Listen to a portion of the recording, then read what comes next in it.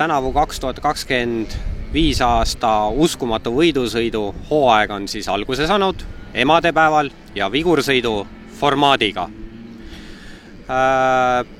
Ka tänavu on siis meil kavas 4 etappi üle Eesti ja erinevatel kardiradadel.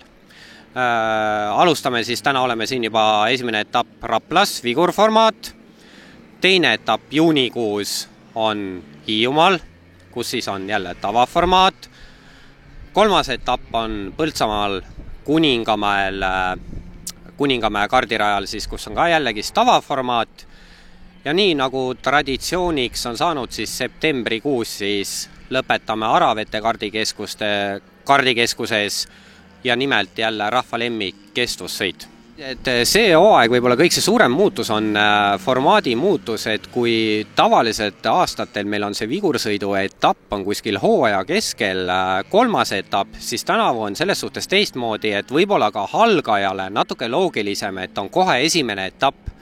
Ehk siis on võib-olla märksa lihtsam ja ka mõistlikum alustada kardispordiga siuksest turvalisemal kiirusel ja panna oma kardi manööverdamise võimed siis proovile ja aru saada, kuidas see siis töötab.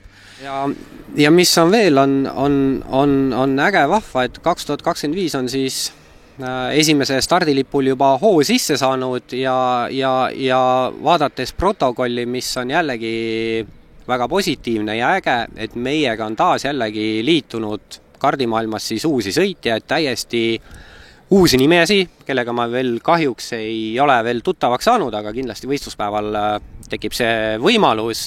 Ja kui siuksed uued vahvad nimed juba on kirjas, siis on nagu teada, et küllap selle ümber hakkavad mingisugused uued väikesed kogukonnad, meeskonnad ja kes teab, kuhu nagu jõutakse.